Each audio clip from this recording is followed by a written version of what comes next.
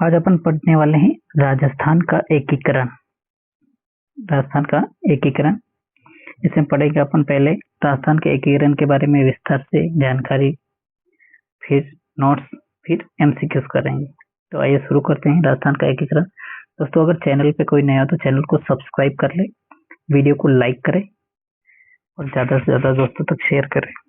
ये आपके लिए बहुत ही इम्पोर्टेंट क्लास है। तो आइए शुरू करते हैं अपनी क्लास। राजस्थान का एकीकरण 26 जनवरी 1950 को संवैधानिक रूप से सर्वप्रथम राजस्थान नाम रखा गया था। राजस्थान नाम कब रखा गया था? 26 जनवरी 1950 को संवैधानिक रूप से सर्वप्रथम राजस्थान का नाम राजस्थान रखा गया था। 26 जनवरी 1950 को 26 जनवरी 1950 को सर्वप्रथम राजस्थान का नाम सर्वप्रथम संवैधानिक रूप से राजस्थान नाम रखा गया। फिर आया वर्तमान राजस्थान। वर्तमान जो राजस्थान है अभी, वर्तमान राजस्थान अस्तित्व में कब आया था? तो 1 नवंबर 1956 को वर्तमान राजस्थान बना था। इसमें एकीकरण में कुल 7 चरण थे। कितने थे? एकीकरण कितने चरणों में पूरा हुआ था? 7 चरण। एकीकरण में कुल 7 चरण थे। कौन कौन से चरण थे? मत्स्य संघ, पूर्व राजस्थान संघ, संयुक्त राजस्थान संघ, वृहद राजस्थान संघ, संयुक्त वृहद राजस्थान संघ, संघ राजस्थान और 7वां चरण है राजस्थान संघ। राजस्थान, वर्तमान राजस्थान। तो इस तरह से अपना एकीकरण पूरा हुआ था। आगे देखते हैं।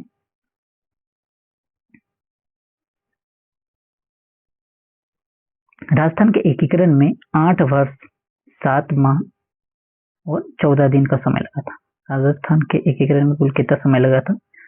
प्रश्न आ जाए, राजस्थान के एकीकरण कितना समय लगा था? तो 8 वर्ष 7 माह और 14 दिन का समय। एकीकरण के समय राजस्थान में रियासतें कितनी थी? 19 रियासतें थी, 3 ठिकाने थे और केंद्र शासित प्रदेश एक था। कौन सा था? अजमेर मेरवाड़ा। अजमेर मेरवाड़ा केंद्र शासित प्रदेश था एकीकरण के समय। ठिकाने हो जाएंगे 3 ठिकाने। कौन कौन से थे? लावा, निमराना, कुशलगढ़। लावा कहाँ पर है? जयपुर जिले में, निमराना अलवर में और कुशलगढ़ बांसवाड़ा जिले में। इसको 19 रियासतें थी, तो 19 रियासतों को कैसे याद करेंगे? ये ABCD बाबू की झाड़ू को प्रसाटो U triple JB Sirohi. ABCD बाबू की झाड़ू को प्रसाटो U ट्रिपल JB सिरोही। तो ABCD का मतलब क्या हो गया? ABCD मतलब अलवर, भरतपुर, करौली, धौलपुर। फिर बाबू की झाड़ू को प्रसाटो, बा में बांसवाड़ा, फिर बूंदी, की में किशनगढ़, को में कोटा, यू में उदयपुर, ट्रिपल JB सिरोही यानी कि जयपुर, जोधपुर, जैसलमेर, बीकानेर। इस तरह से एकीकरण में 19 रियासतें थी। कितनी रियासतें थे एकीकरण में? 19 रियासत। कितना समय लगा था? 8 वर्ष 7 माह 14 दिन का समय लगा था। तो अगर प्रश्न आ जाए कि राजस्थान के एकीकरण में कुल कितने ठिकाने थे, तो कितने ठिकाने हो जाएंगे? इसका उत्तर हो जाएगा 3 ठिकाने थे। अगर प्रश्न आ जाए कि राजस्थान के एकीकरण में कुल कितनी रियासतें थी, तो कौन सी रियासत, कितने रियासत थे? 19 रियासतें थी। अगर प्रश्न आ जाए कि राजस्थान के एकीकरण के समय केंद्र शासित प्रदेश था, तो कौन सा हो जाएगा? अजमेर मेरवाड़ा एकमात्र केंद्र शासित प्रदेश था, अजमेर। तो और अगर आ जाए कि राजस्थान के एकीकरण के समय कितने ठिकाने थे, तो 3 ठिकाने। कुशलगढ़ कहाँ पर है? बांसवाड़ा में, निमराना अलवर में, लावा जयपुर में। आगे ठिकाने 3 ठिकाने थे। लावा ठिकाना जो वर्तमान में कहाँ पर है? जयपुर जिले में स्थित है, लावा ठिकाना। क्षेत्रफल की दृष्टि से सबसे छोटा ठिकाना कौन सा ठिकाना हो जाएगा? लावा। क्षेत्रफल की दृष्टि से सबसे छोटा ठिकाना लावा था। सबसे छोटा क्षेत्रफल की दृष्टि से सबसे छोटा ठिकाना कौन सा था? लावा। एकीकरण में कुल 3 ठिकाने थे, लावा, निमराना, कुशलगढ़। तो फिर पहला ठिकाना कौन सा? लावा। लावा कहाँ पर स्थित है? ये हो जाएगा जयपुर जिले में। जयपुर में, जयपुर में स्थित है। और सबसे छोटा ठिकाना कौन सा हो जाएगा, तो इसका आंसर हो जाएगा लावा। वर्तमान में कौन से जिले में है, तो टोंक जिले में। एकीकरण के समय ये कौन से जिले में था, जयपुर जिले में था। वर्तमान में टोंक जिले में है लावा। आगे है निमराना। निमराना कौन से जिले में स्थित है, अलवर में। फिर है कुशलगढ़। कुशलगढ़ ठिकाना, कुशलगढ़ बांसवाड़ा जिले में स्थित है। क्षेत्रफल की दृष्टि से सबसे बड़ा ठिकाना कौन सा हो जाएगा, कुशलगढ़। क्षेत्रफल की दृष्टि से सबसे बड़ा ठिकाना कौन सा है, कुशलगढ़। और सबसे छोटा ठिकाना लावा। शब्दों से भी याद रख सकते हो। सबसे छोटा ठिकाना कौन सा है, लावा। लावा में सिर्फ 2 शब्द है, मतलब छोटा, 2 वर्णी। और निमराना और कुशलगढ़ में ज्यादा है, तो ये हो जाएगा बड़े। और सबसे बड़ा हो जाए तो कुशलगढ़, जो वर्तमान में बांसवाड़ा जिले में स्थित है।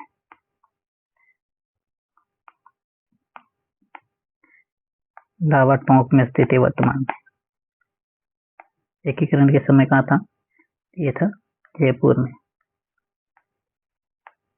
एकीकरण के समय जयपुर में था, अभी वर्तमान में टोंक में है। और कुशलगढ़ बांसवाड़ा में।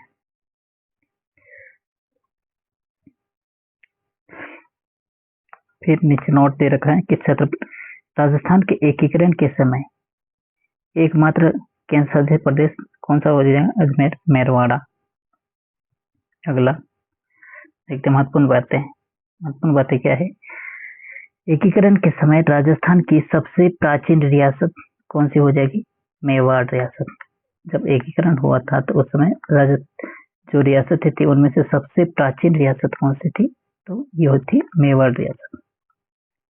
फिर है राजस्थान की सबसे नवीन रियासत कौन सी रियासत हो जाएगी, झालावाड़। सबसे प्राचीन रियासत मेवाड़ रियासत, सबसे नवीन रियासत झालावाड़ रियासत। और राजस्थान में सर्वाधिक जनसंख्या वाली रियासत कौन सी थी, तो ये हो जाएगी जयपुर, जिसमें सर्वाधिक जनसंख्या कौन सी है, जयपुर। फिर राजस्थान में सबसे कम जनसंख्या वाली रियासत कौन सी हो जाएगी, शाहपुरा।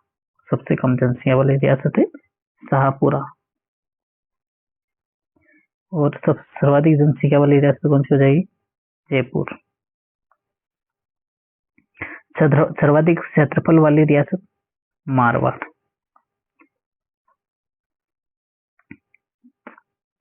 सबसे प्राचीन रियासत कौन सी थी, सबसे प्राचीन रियासत कौन सी हो जाएगी, तो कौन सी, मेवाड़। ठीक है, सबसे प्राचीन रियासत मेवाड़ थी। नवीन रियासत शाहपुरा। एकीकरण के समय सबसे प्राचीन रियासत मेवाड़ रियासत थी। सबसे नवीन रियासत झालावाड़ रियासत थी। और सर्वाधिक जनसंख्या वाली जयपुर रियासत। न्यूनतम जनसंख्या शाहपुरा। और सबसे बड़ी मारवाड़। क्षेत्रफल के सबसे मारवाड़ सबसे बड़ा ही है। शाहपुरा सबसे छोटी रियासत थी, सबसे कम जनसंख्या वाली थी। इस तरह से याद रख सकते हैं। आगे देख सकते हैं धारा 8। धारा 8 क्या है, भारत स्वतंत्रता अधिनियम 1947। भारत स्वतंत्रता अधिनियम 1947 की धारा 8 के तहत भारत की सभी रियासतों से ब्रिटिश संप्रभुता समाप्त हो गई थी। मतलब 1847 में क्या होता है, भारत की सभी रियासतों से ब्रिटिश सरकार का सत्ता जो थी, जो था शासन समाप्त हो चुका था। तो देश रियासतों का यह अधिकार सुरक्षित रखा गया। कौन सा अधिकार सुरक्षित रखा गया, धारा 8 में जो दे रखा था, यह अधिकार सुरक्षित रखा गया कि या तो इनको बोला गया कि या तो यह भारत संघ में मिल जाए, या फिर पाकिस्तान में मिले, या फिर स्वयं स्वतंत्र रह सकते हैं। ये रियासतें थी 1947 में जब देश आजाद हुआ था 1947 में, जब देश आजाद हुआ था तो धारा 8 में क्या लिखा था गया कि रियासतों को 2 ऑप्शन दिए गए थे, 3 ऑप्शन दिए गए थे। इनको बोला गया धारा 8 में के अनुसार बोला गया कि या तो ये स्वतंत्र रह सकती है, या भारत में मिल सकती है, या पाकिस्तान में मिल सकती है।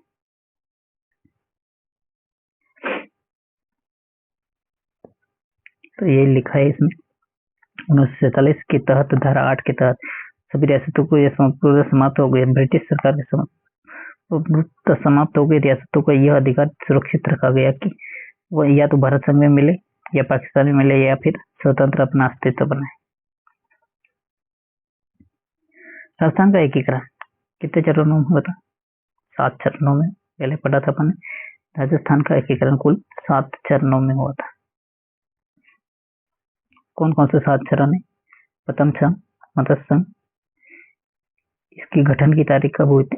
ये हुआ था 18 मार्च 1948 को हुआ था। राज प्रमुख कौन था इसका? उदय भान सिंह, जो धौलपुर के थे, और प्रधानमंत्री थे शोभाराम कुमावत, जो अलवर जिले के थे।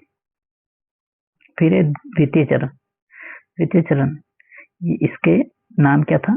पूर्व राजस्थान संघ। द्वितीय चरण का नाम था पूर्व राजस्थान संघ, मतलब, और गठन की तारीख 25 मार्च 1948 को फिर दूसरे चरण का गठन हुआ था।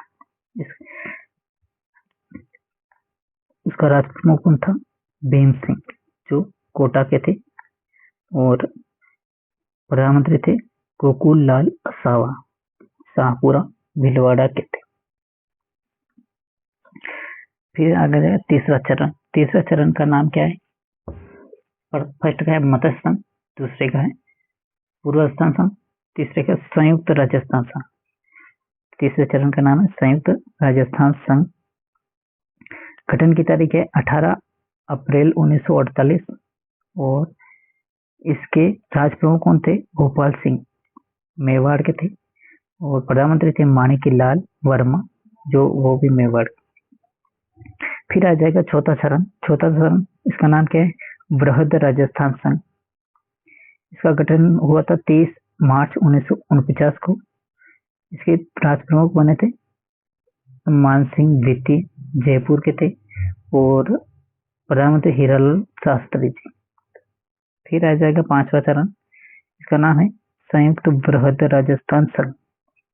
गठन की तारीख क्या है? 15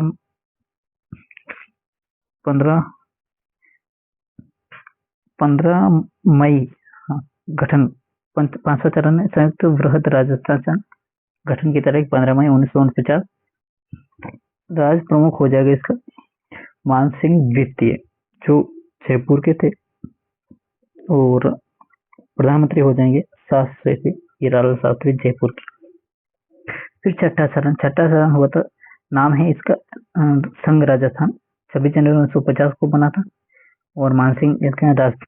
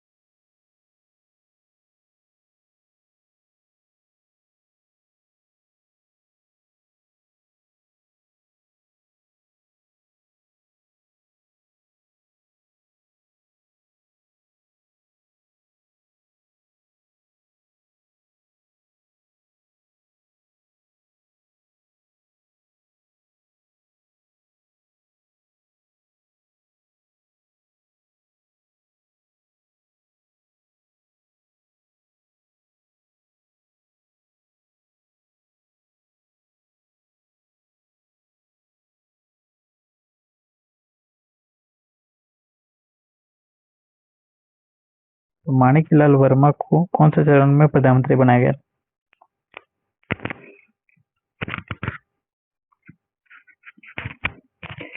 माणिक लाल वर्मा को कौन से चरण में प्रधानमंत्री बनाया गया था?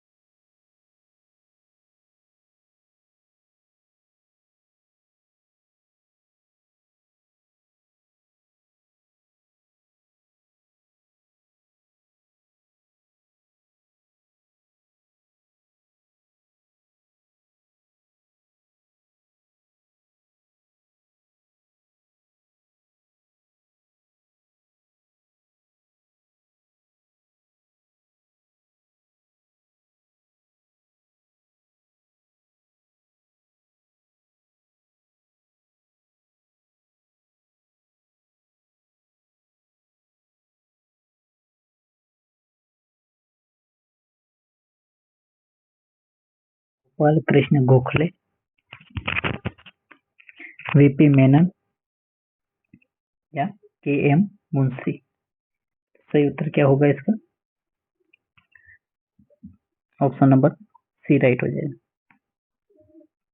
भारत की रियासतों के विलय के लिए रियासती विभाग का गठन किसने किया था? VP Menon. Option number C right answer है। अगला प्रश्न, राजस्थान के एकीकरण के प्रथम चरण का नाम क्या था? प्रश्न है, राजस्थान के एकीकरण के पहले चरण का नाम क्या था? ए वृहद राजस्थान, बी मत्स्य संघ, सी राजस्थान संघ, डी संयुक्त राजस्थान। तो एकीकरण के पहले चरण का क्या नाम था? तो इसका राइट आंसर क्या हो जाएगा? ऑप्शन नंबर बी, पहले चरण का नाम था मत्स्य संघ। दूसरे चरण का क्या नाम था? पूर्व राजस्थान संघ। तीसरे चरण का नाम था संयुक्त राजस्थान संघ। चौथे चरण का क्या नाम था? वृहद राजस्थान संघ। पांचवें चरण का नाम था संयुक्त वृहद राजस्थान संघ। छठे चरण का क्या नाम था? राजस्थान संघ।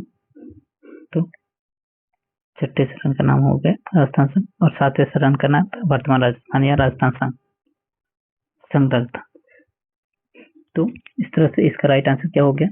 ऑप्शन नंबर बी, पहले चरण का क्या नाम था? मत्स्य संघ। अगला प्रश्न, राजस्थान की कौन सी रियासत मत्स्य संघ में शामिल नहीं थी? प्रश्न दिया है कि राजस्थान की कौन सी रियासत ऐसी है जो मत्स्य संघ में शामिल नहीं थी। तो अपन ने पढ़ा था कि राजस्थान में कौन कौन एकीकरण के समय कौन से चरण में कौन सी रियासतें थी। तो कौन सी ट्रिक पढ़ी थी? ABCD, बाबू की झाड़ू को प्रसाटो, बाबू की झाड़ू को प्रसाटो, ABCD बाबू की झाड़ू को प्रसाटो, UJJB थी सिरोही अंत।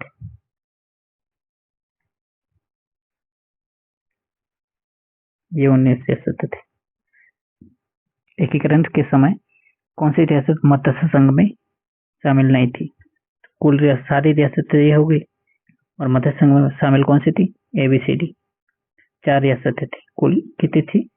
4 रियासतें थी मत्स्य संघ में। कौन कौन सी हो जाएगी 4 रियासत? ABCD, ABCD 4 रियासतें थी। ए यानी कि अलवर, बी भरतपुर, सी करौली और डी धौलपुर।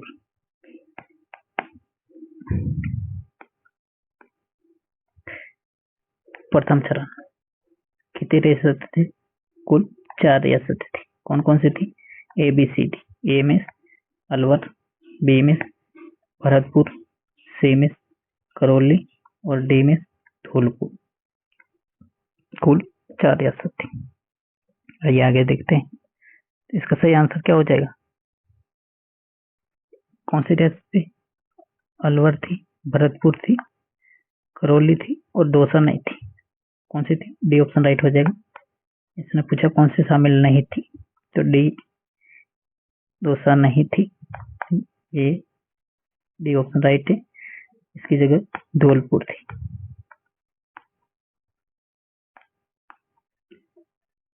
अगला प्रश्न,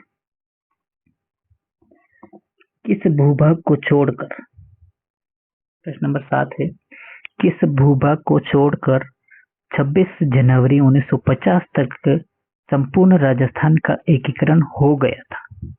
कौन सा भूभाग बाकी था 26 जनवरी 1950 तक?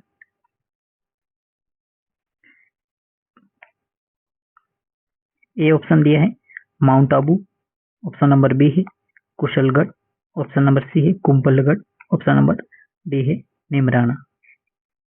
तो किस भूभाग को छोड़कर एकीकरण हो चुका था 26 जनवरी 1950 तक? तो इसका राइट आंसर क्या हो जाएगा? Option number A mount Abu, Sirohi. Mount Abu वाला क्षेत्र था, इसको छोड़कर 26 जनवरी 1950 तक यानी कि छठे चरण तक एकीकरण हो गया था। अगला प्रश्न 8 नंबर प्रश्न है मत्स्य संघ के संदर्भ में। दोस्तों चैनल पे कोई नया हो तो चैनल को सब्सक्राइब जरूर कर ले, वीडियो को लाइक करे और कमेंट करके आंसर दे कमेंट बॉक्स में। अगर कुछ समझ में नहीं आए तो कमेंट करके जरूर पूछे और ज्यादा से ज्यादा दोस्तों तक शेयर करें। क्लास कैसी लगी एक बार कमेंट जरूर कर ले। प्रश्न नंबर 8 दिया है कि मत्स्य संघ के संदर्भ में निम्नलिखित में से कौन सा कथन असत्य है? मत्स्य संघ के संदर्भ में निम्नलिखित में से कौन सा कथन असत्य है?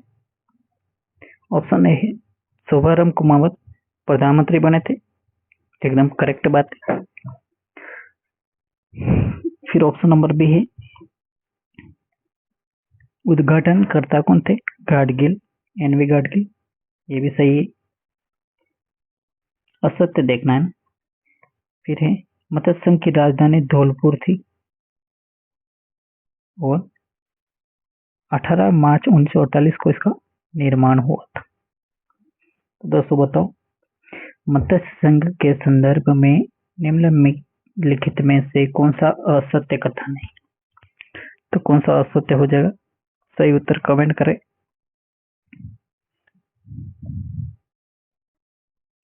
तो राइट आंसर इसका कौन सा है? C option. उद्घाटनकर्ता शोभाराम कुमावत थे प्रधानमंत्री, उद्घाटनकर्ता गाडगिल चाचा पटेल ऐसे थे उद्घाटनकर्ता क्रम अनुसार। फिर इसका मत्स्य संघ की राजधानी कौन सी? धौलपुर नहीं थी, मत्स्य संघ की राजधानी धौलपुर नहीं थी। तो ऑप्शन नंबर सी राइट हो जाएगा। और इसका निर्माण कब हुआ था? 18 मार्च 1948 को हुआ था, एकदम करेक्ट है। मत्स्य संघ के बारे में एक दो बातें बता देता हूँ दोस्तों। मत्स्य संघ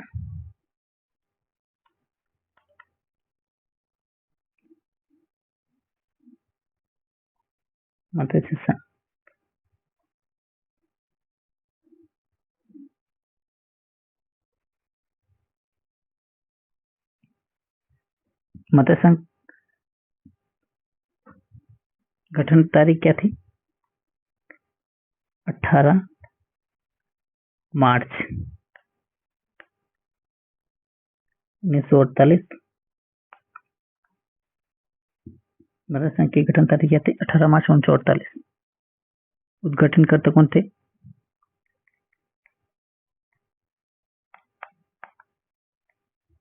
गाडगिल, एनवी गाडगिल।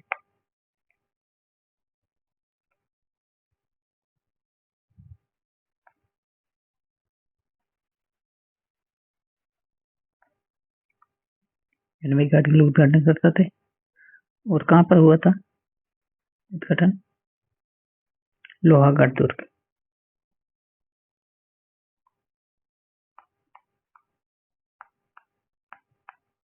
लोहागढ़ दुर्ग कहाँ पर है? भरतपुर।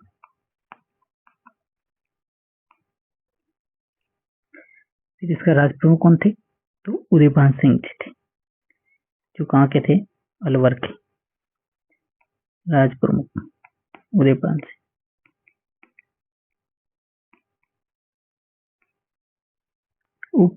उप राजप्रमुख कौन थे? गणेशपाल सिंह करौली के थे और प्रधानमंत्री थे शोभाराम कुमावत। तो इस तरह से पहला चरण था। अगला प्रश्न 9 नंबर प्रश्न किस शासक की प्रथम चरण में राजप्रमुख बनाया गया था? किस शासक को प्रथम चरण में राजप्रमुख बनाया गया था? तेज सिंह को, जो कहाँ के थे? अलवर के। गणेशपाल करौली के थे। ब्रिजेंद्र सिंह भरतपुर के थे। और डी ऑप्शन में उदयभान सिंह धौलपुर के थे। राजप्रमुख किसको बनाया गया था प्रथम चरण में? कमेंट करके बताएं। इसका सही आंसर क्या हो जाएगा? डी ऑप्शन, उदयवंश सिंह को, जो धौलपुर के थे। अगला प्रश्न, 10 नंबर प्रश्न। प्रश्न है कि राजस्थान के एकीकरण में कुल कितना समय लगा था? जब राजस्थान का एकीकरण हुआ था उस समय कितना समय लगा था? 8 वर्ष, 7 माह, 28 दिन, 8 वर्ष, 7 माह, 14 दिन, 8 वर्ष, 6 माह, 14 दिन, या फिर 8 वर्ष, 6 माह, 12 दिन। तो एकीकरण में दोस्तों कितना समय लगा था? तो एकीकरण में समय लगा था 8 वर्ष, 7 माह, 14 दिन। राजस्थान के एकीकरण में कितना समय लगा था? 8 महीने, 8 साल, 7 महीने और 14 दिन का समय लगता है। तो इसके अनुसार कौन सा ऑप्शन राइट हो जाएगा? 8 वर्ष, 7 माह, 14 दिन। ऑप्शन नंबर बी सही उत्तर है। अगला प्रश्न दिया है कि 1 नवंबर 1956 को सिरोंज क्षेत्र किस राज्य में शामिल किया? 1 नवंबर 1956 को जब एकीकरण हुआ था उस समय सिरोंज क्षेत्र को किस राज्य में मिला दिया गया था? ए ऑप्शन दिया गुजरात को, बी है हरियाणा में, सी मध्य प्रदेश, डी मध्य प्रदेश और ई उदयपुर।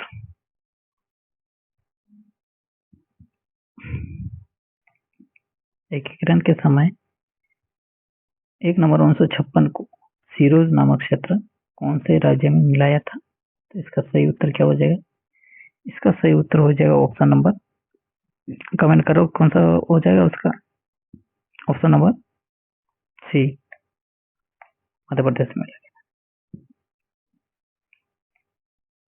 एमपी। इसका सही उत्तर है सी। 1 नवंबर 1956 को सिरोंज क्षेत्र को किसमें मिलाया था? मध्य प्रदेश से मिलाया गया था। अगला, पूर्वी राजस्थान संघ को प्रधानमंत्री किसे बनाया था? ये पहले तो ये बताओ, पूर्वी राजस्थान संघ ये कौन सा चरण था? पूर्व राजस्थान संघ कौन सा चरण था?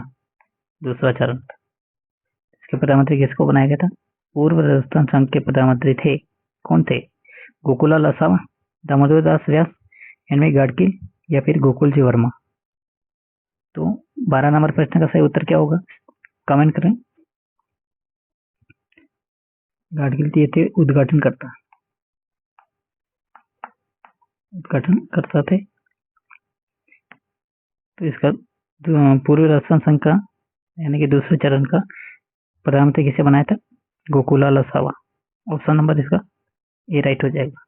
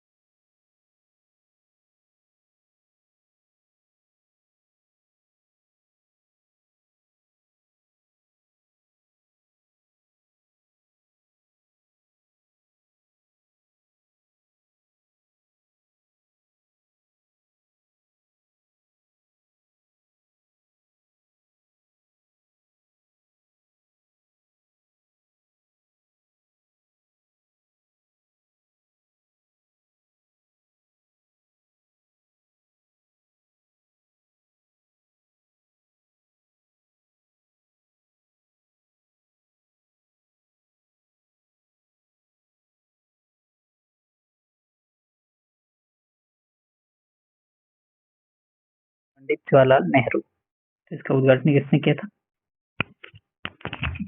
पहले चरण का क्या था?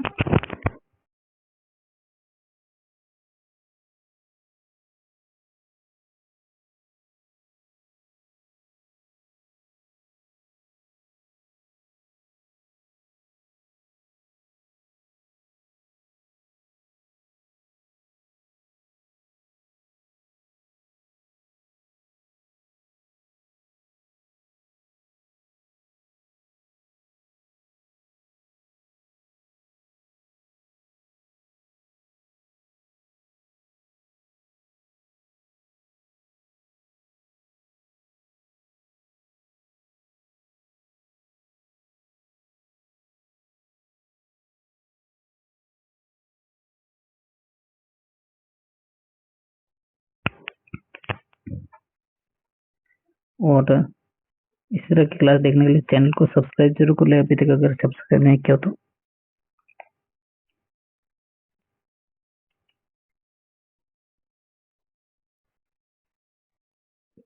वीडियो को लाइक करें और कुछ समझ में नहीं तो कमेंट कर सकते हो। Thank you.